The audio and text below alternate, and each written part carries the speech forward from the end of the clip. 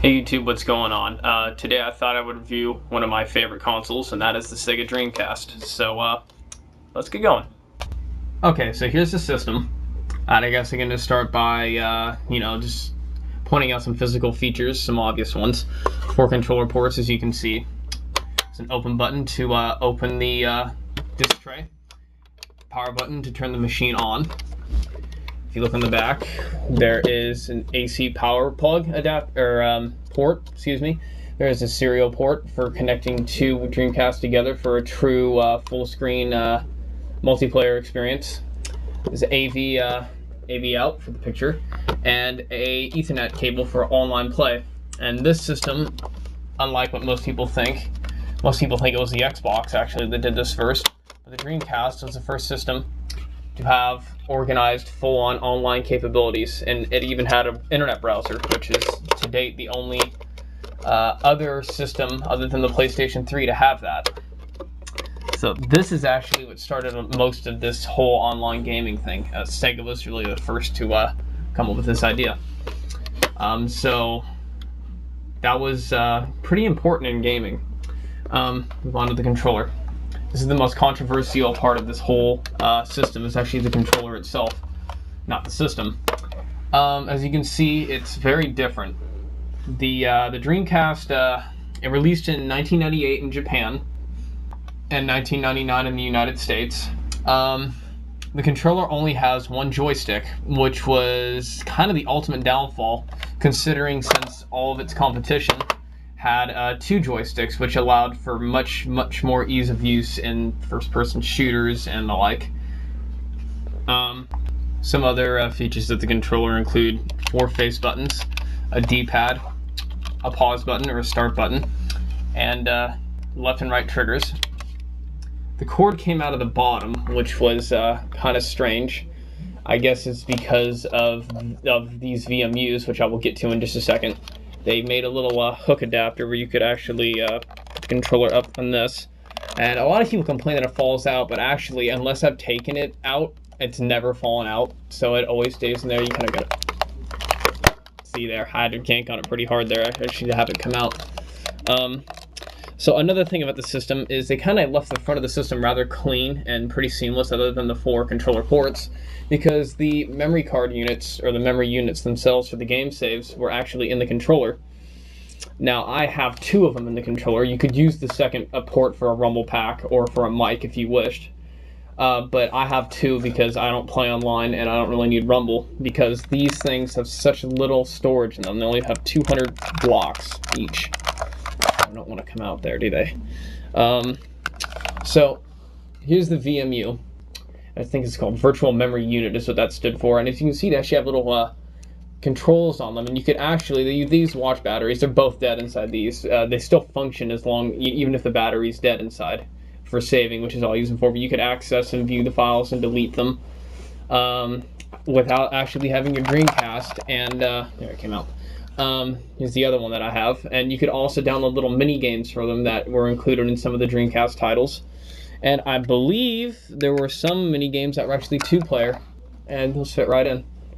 So it was quite an interesting design, and it was the first of its kind, really.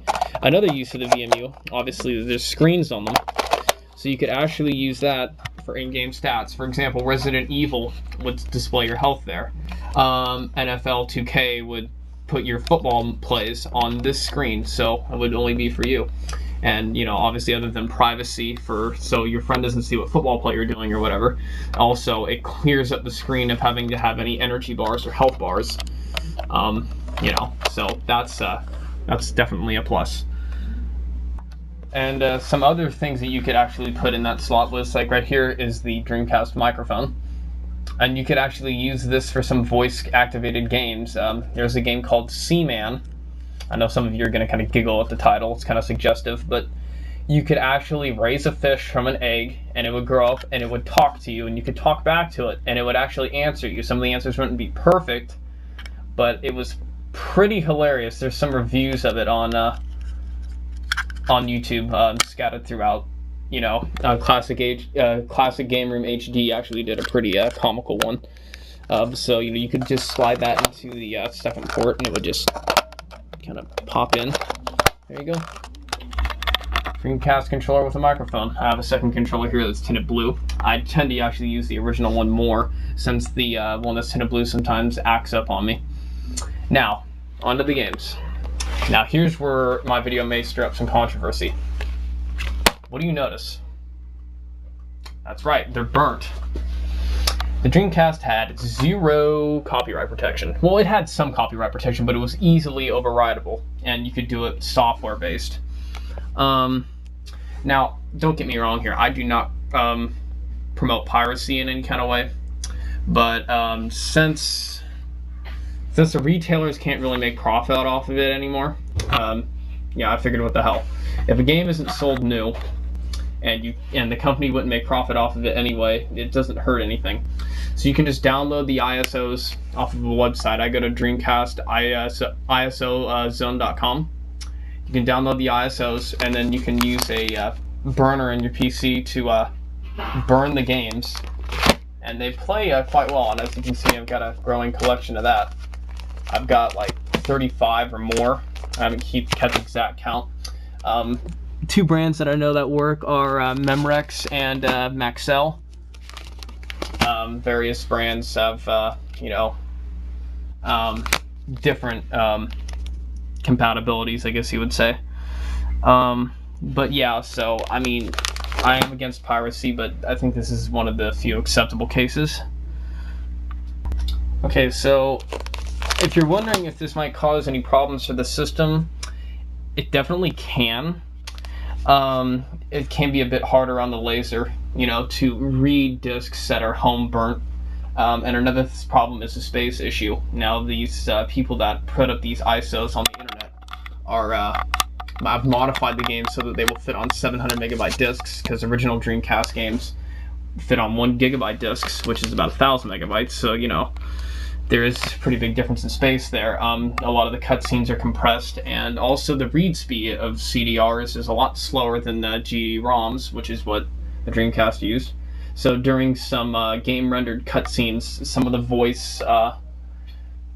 voiceovers can fall behind, and instead of actually just lagging in general, what the Dreamcast will do instead to keep up with time is cut off the last second and a half or so of their speech to kind of just keep it in sync with each other, which can get quite annoying. But you don't really have to pay anything for these games, and the website has a lot of games on there for you to download.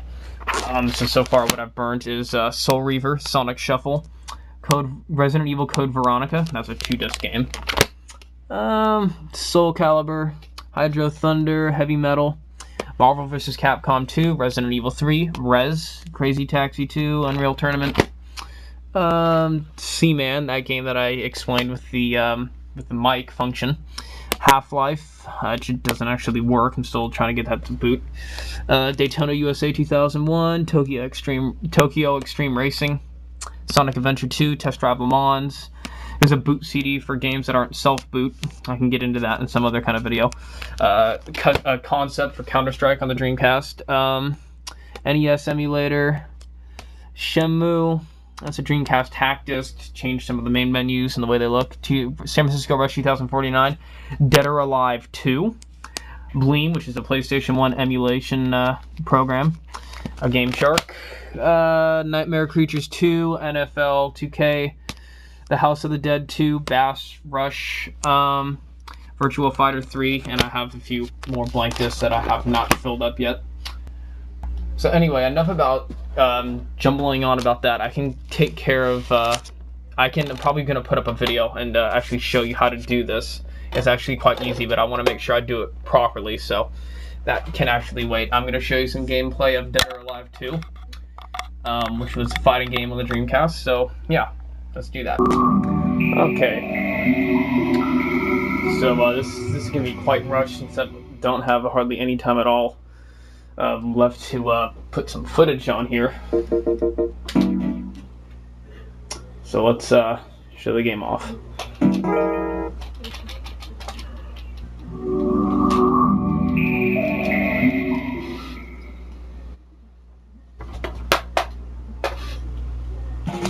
Alright, Alright, so here's the main menu of the game. I'm just going to give you a quick character select.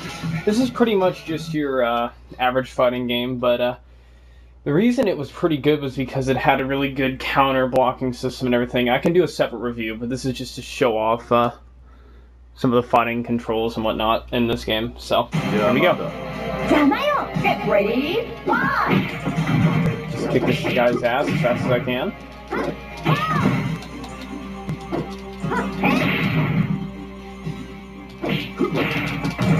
Oh, bastard. You pretty much get the idea.